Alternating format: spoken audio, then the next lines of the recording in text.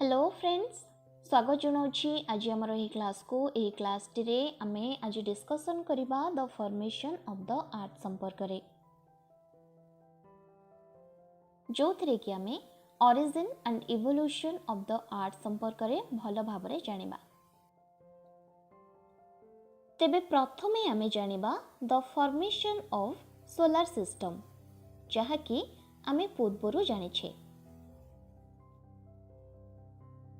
The formation of the solar system तेबे चलो start करिबा। 4.5 बिलियन ईयर पूर्वरु मिल्की वे गैलेक्सी एक ड्वार्फ गैलेक्सी सहित धक्का हेबा द्वारा विभिन्न स्टार सृष्टि होइथिले। सेही मिल्की वे गैलेक्सी रो गोटे पार्ट हेउछि हमरो सोलार सिस्टम। सोलार सिस्टम मध्यरे मटेरियल सर्कुलेशन अनवरत चली थाए।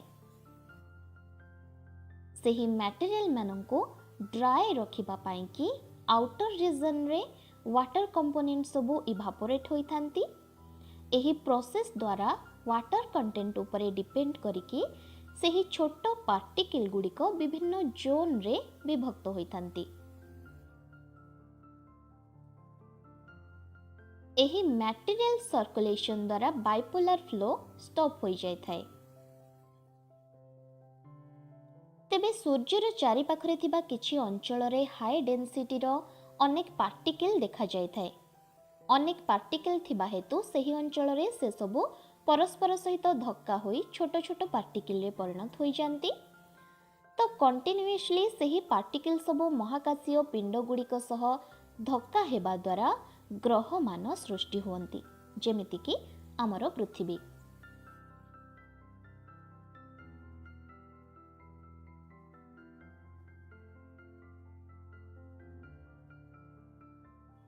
देन आमे फॉर्मेशन ऑफ आर्थ संपर्क रे जानिबा। वर्तमान आम पृथ्वी जेभली अछि सृष्टि समय रे सेपरि नथिला। अनेक प्लानेट गोटिए ऑर्बिट रे ही मूव करिथांती। पूर्वर आर्थ गोटे मार्स साइज रो प्लानेट सहित धक्का हुए। एहार प्रभाव रे किछि आवर्जना आमर मून रो सृष्टि करिथाए। मून बा उपग्रह रो सृष्टि करिथाए। जो आर्थ मून सिस्टम संपर्क रे आज आमे जानिछे, सेबे ठारु ही से निज स्थान रे रहिछंती।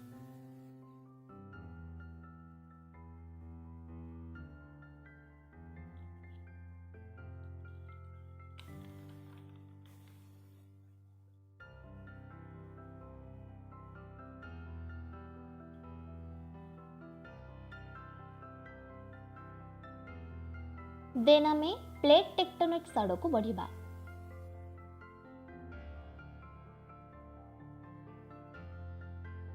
पूर्वर ड्राई अर्थ सहित अनेक महाकाशीय पिंड एवं आईसी प्लानेट घर्षण तथा धक्का होइथांती। वाटर तथा जल बहन करुथिबा महाकाशीय पिंड पृथ्वी सहित धक्का हेबा द्वारा पृथ्वी एक ओशियन एटमॉस्फेयर सिस्टम द्वारा आवृत होइथाए। The formation of atmosphere and ocean. Then सृष्टि हुए एटमॉस्फेयर एंड ओशन। एटमॉस्फेयर रे थिबा वाटर वेपर वर्षा सृष्टि करिथाए। एंड देन सेही वर्षा ओशन सृष्टि करिबारे कारण साजिथाए।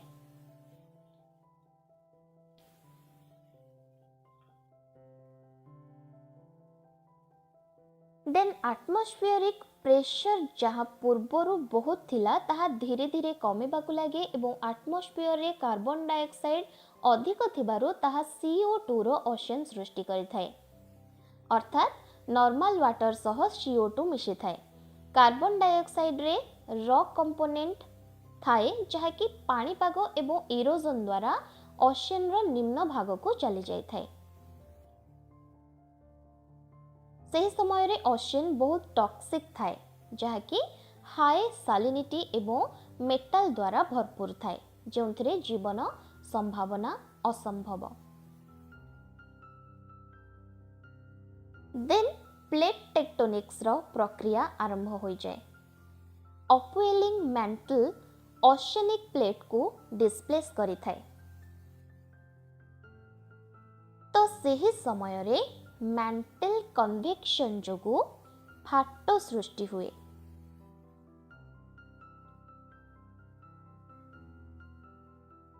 एवं प्लेट दुईटी परस्पर सह धक्का होई हॉरिजॉन्टली ऊपर को उठी जाती एवं सेमानंक मध्यरे स्लिपेज सृष्टि होइथाए। एहा ही हेउची प्लेट टेक्टोनिक्स।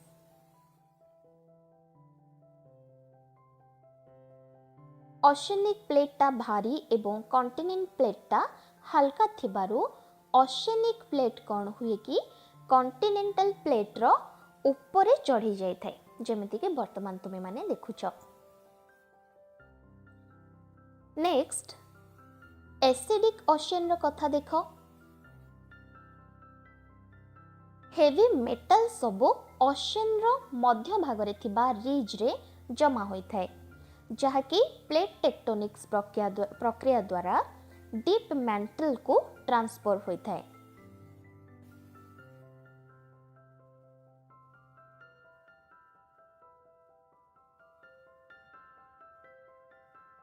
धीरे धीरे ओशियन गोटे परिचित परिवेश पलटि जाए बा ओशियन को गोटे परिचित परिवेश मिल जाए।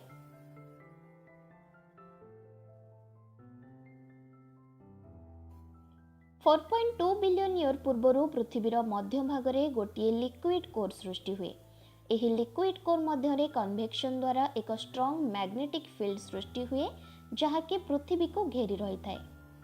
एही जियोमैग्नेटिक फील्ड महाकाशरू आसुथिबा रे बा किरण ठारू रक्षा करिथाए। वर्तमान आर्थर पृष्ठभाग लाइफ बा जीवन सृष्टि करने को समर्थ होइथाए। देन आमे देखिबा पृथ्वी रे जीवन किपरि आरंभ होइतिला।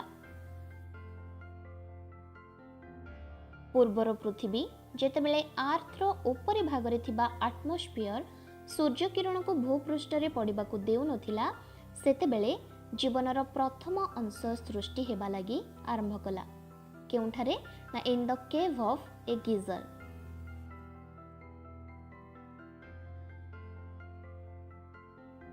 यूरानियम और विक्षिप्त भावरे किरण बा लाइट एमिट करबाकू लागिला एवं विभिन्न मटेरियल तैयारी कला। ता सहित yearly building block of life सेही ठारू ही उत्पन्न होइतिला।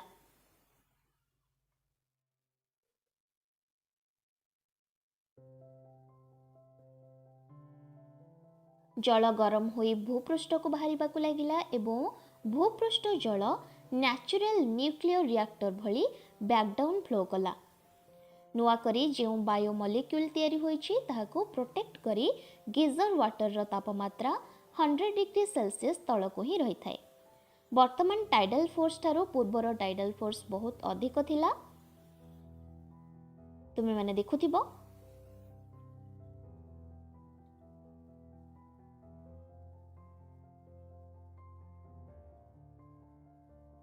तो wet and dry cycles create करिबा पई कि लेक रो मध्य सिग्निफिकेंट एव एंड फ्लो थिला। एही साइकल हेउछि one of the most crucial factors in producing the building blocks of life.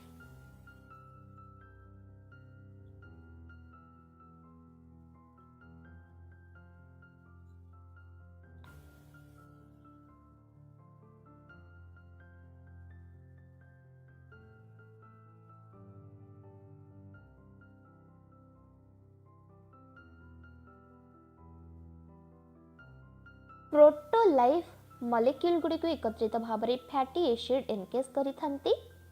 सेही साइकल मध्यरे पॉलीमेराइजेशन प्रोग्रेस करि थाए। वर्तमान तुमे माने देखो केमिति गोटे बिंदु प्रथमे सृष्टि हेउछि, जाको कि जल कण आमे माने कहि परिबा।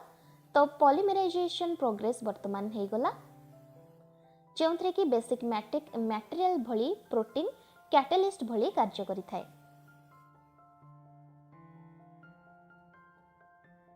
से जो मॉलिक्यूल तैयारी हेइथिले सेगुडी को सब गीजर केव एवं एनवायरनमेंट रो सरफेस मध्यरे सर्कुलेट होई थांती।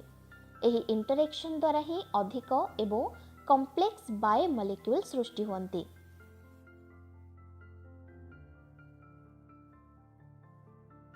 ଦେନ୍ ପ୍ରୋଟୋ ଆର୍ଏନ୍ଏ ରାଇବୋଜିୟମ୍ରେ ପରିଣତ ହୁଏ।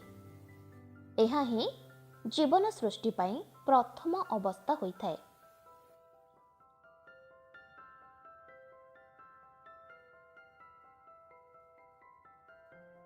ଫାଇନାଲି ସେହି ମଲିକ୍ୟୁଲ୍ ସବୁ ମେମ୍ବ୍ରେନ୍ସରେ ପ୍ରବେଶ କରି ପ୍ରିମିଟିଭ୍ ପ୍ରୋଟୋସେଲ୍ୟୁଲାର ଲାଇଫ୍ ସୃଷ୍ଟି କରିଥାନ୍ତି। वाह केते मजालिया कथा सतरे आज आमे पढ़िले the birth of first proto life संपर्क रे आमे माने जानिले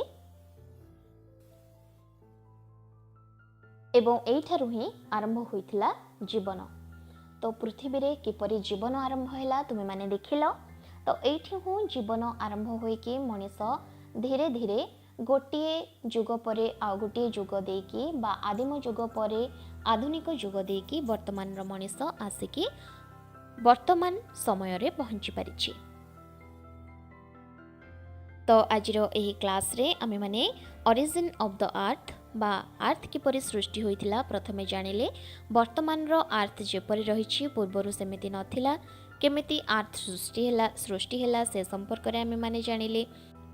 सोलार सिस्टम संपर्क रे आमे माने जानिले जहा कि आमे पूर्व क्लास रे मध्य पढिथिले।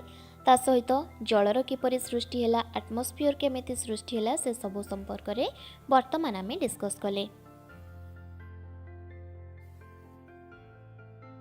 ता सहित एटा मध्य जानिले जे सेते बेलर मनीष बा मनीषर तथा जीवर जीवन किपरि सृष्टि हेइथिला से संपर्क रे आमे माने देखिले ए क्लास रे। ता सहित जीवन सृष्टि हैला एवं डीएनए मध्य सृष्टि हैला एवं वर्तमान आमे जेपरि समाज को देखुचे तथा वर्तमान पृथ्वी को देखुचे, ठीक अच्छे। तो से सब किछि सेते बेलु बहु वर्ष बहु मिलियन बिलियन वर्ष पूर्व ही सृष्टि होइथिला, ठीक अच्छे।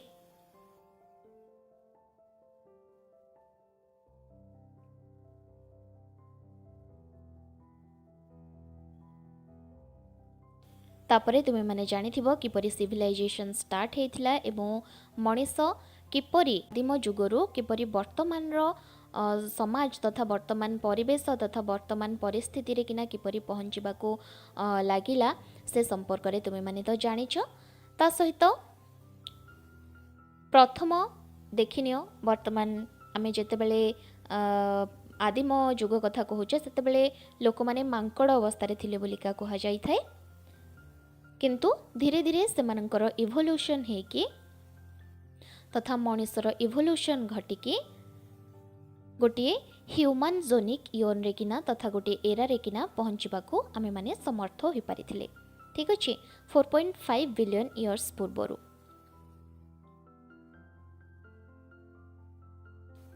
किपरि सेते बेलर मनीष तथा जांगो कि आमे नृवानर बोलिका कहूतिले सेते बेले सेमानकर इवोल्यूशन घटिकी वर्तमान आमे सृष्टि होइछे बा सिविलाइज्ड मैन आम माननको कुहा जाउछि, नुहे कि।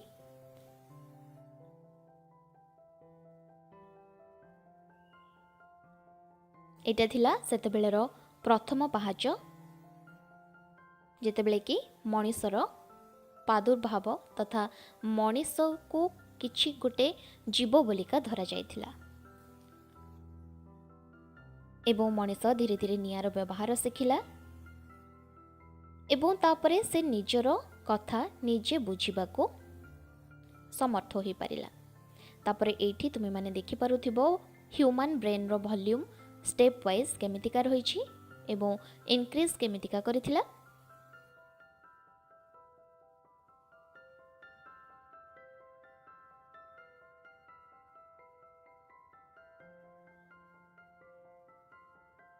धीरे धीरे मनीष इवोल्यूटेड हैला बा परिवर्तन हैला ताठारे। सेते बेलर नृवानर वर्तमान सिविलाइज्ड मनीष रे परिणत होई पारिला।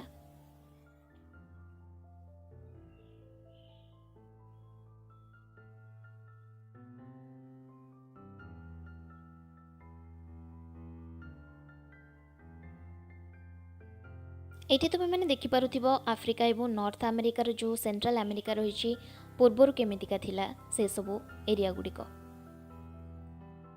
ତାପରେ ପ୍ଲେଟ୍ ଟେକ୍ଟୋନିକ୍ସ ଯେଉଁଟାକି ପ୍ରଥମରୁ ଯେମିତି ହେଇଥିଲା ପ୍ଲେଟ୍ ଟେକ୍ଟୋନିକ୍ସ ଦ୍ୱାରା ବର୍ତ୍ତମାନର ମ୍ୟାପ୍ ଯେଉଁ ରହିଛି ସେଇଟା କିପରି ସୃଷ୍ଟି ହୋଇଛି। ତ ସମଗ୍ର ପୃଥିବୀ କିପରି ସୃଷ୍ଟି ହୋଇଛି ବର୍ତ୍ତମାନ ଆମେମାନେ ଦେଖିନେଲେ। ଏଗ୍ରିକଲଚର ମଧ୍ୟ ସେତେବେଳୁ ହିଁ ସୃଷ୍ଟି ହେଇଥିଲା ଆମେମାନେ ଜାଣିଛେ, ଠିକ୍ ଅଛି। ଏବଂ ଫୁଡ୍ ସପ୍ଲାଏ ମଧ୍ୟ ସମ୍ଭବ ହୋଇପାରିଲା। ଇଜିପ୍ଟିଆନ୍ ସିଭିଲାଇଜେସନରୁ ଷ୍ଟାର୍ଟ ହେଇଥିଲା, ଠିକ୍ ଅଛି। ତାପରେ 5000 ଇୟର୍ସ ପୂର୍ବରୁ କିନା ଅର୍ବାନ୍ ରିଭଲ୍ୟୁସନ୍ ହେଲା ଏବଂ ବିଭିନ୍ନ ସ୍ପେଶାଲାଇଜେସନ୍ ଦ୍ୱାରା मेसोपोटामियन सिविलाइजेशन है, तापर हरप्पन सिविलाइजेशन कथा आम मैंने जानीचे। तो बहुत किछि घटिबा परे कौन है ना विभिन्न छोट छोट जो सिविलाइजेशन सहित ये तुम मैंने देखुच इंडस वैली सिविलाइजेशन विभिन्न सिविलाइजेशन सह विभिन्न सिटी सृष्टि है, विभिन्न ग्राम सृष्टि है एवं सेहीपरि भाव में इवोल्यूशन रहिला मनुष्यर, ठीक अच्छे।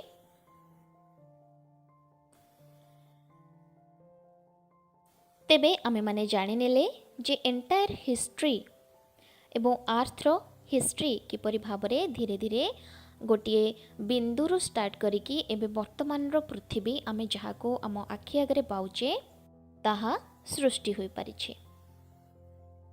तेबे ठीक अच्छे, आज क्लास टी ये सरुची। यही क्लास टी आम the formation of the earth संपर्क में जाना सहित सोलार सिस्टम जहाँकि आम पूर्वर पढ़ी सारीचे से संपर्क में जानिले। प्लेट टेक्टोनिक्स द्वारा किपरि भाव में आर्थर फॉर्मेशन है, किपरि भाव में अपवेलिंग जो मेंटल रही ओसेनिक प्लेट एवं कॉन्टिनेंटल प्लेट किपरि किना धक्का है कि केमिति प्लेट टेक्टोनिक्स द्वारा पृथ्वी सृष्टि है, ता सहित जो रही जिओमैग्नेटिक फील्ड द्वारा किपरि भाव में जो रेन सृष्टि है, एटमॉस्फेयर सृष्टि है, सबकि संपर्क में आम मैंने जानिले किपरि जीवन संभव है धीरे धीरे मनीष किपरि भाव में बुद्धि द्वारा ही किपरि से विकास लाभ कर पारिला सब संपर्क में वर्तमान क्लास रे आम डिस्कस कले। तेबे ठीक अच्छे, आज क्लास टी ये सरुची। नेक्स्ट क्लास रे आम किछि नुआ टॉपिक संपर्क में डिस्कसन करिबा। Thank you.